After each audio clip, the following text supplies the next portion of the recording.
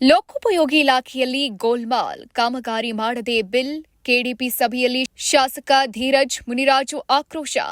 ದೊಡ್ಡಬಳ್ಳಾಪುರ ತಾಲೂಕಿನ ಶಾಸಕರಾದ ಬಳಿಕ ಮೊದಲ ಪೂಜೆ ಮಾಡಿದ ರಾಜಘಟ್ಟ ಕೆರೆ ಏರಿ ರಸ್ತೆ ಮತ್ತು ವಾಣಿಗರಹಳ್ಳಿಯಿಂದ ಕನಕೇನಹಳ್ಳಿ ರಸ್ತೆ ಕಾಮಗಾರಿ ಆರಂಭ ಆಗಿ 2.5 ವರ್ಷ ಕಳೆದರೂ ಈವರೆಗೂ ಪೂರ್ಣವಾಗಿಲ್ಲ.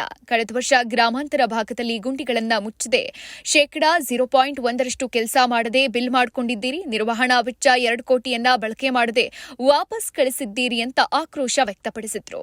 ನಗರದ ತಾಲೂಕು ಪಂಚಾಯಿತಿ ಸಭಾಂಗಣದಲ್ಲಿ ಸೋಮವಾರ ನಡೆದ ತ್ರೈಮಾಸಿಕ ಕೆಡಿಪಿ ಸಭೆಯಲ್ಲಿ ಶಾಸಕ ಧೀರಜ್ ಮುನಿರಾಜು ಅಧಿಕಾರಿಗಳ ಕಾರ್ಯವೈಖರಿಗೆ ಅಸಮಾಧಾನ ವ್ಯಕ್ತಪಡಿಸಿದ್ರು.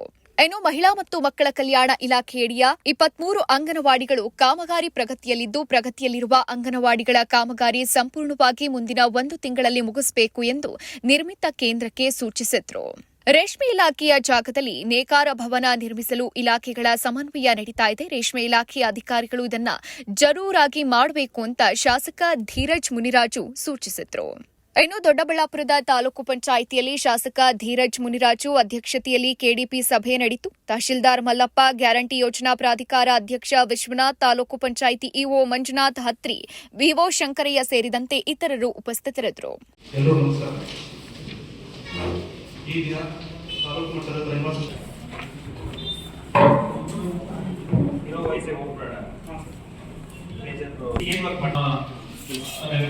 ವರ್ಕ್ ನಡೀತಿದೆ ಸರ್. ಪ್ರೋಗ್ರೆಸ್ಸಲ್ಲಿ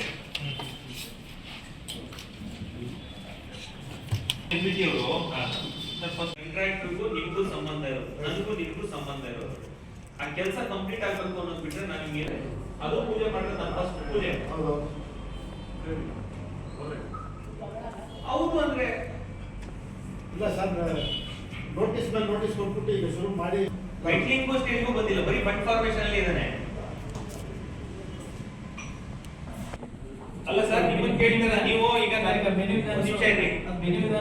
ವಿಧಾನಸೌಧ ಎಲ್ಲಿದೆ ನನಗೆ ಗೊತ್ತಿರೋದು ಇದು ಒಂದೇ ತಾಲೂಕು. ಯಾರು ಮಾಡ್ಬೇಕು ಮೇಂಟೆನೆನ್ಸ್? ಪಿಡಬ್ಲ್ಯೂಡಿ ಮಾಡ್ಬೇಕು.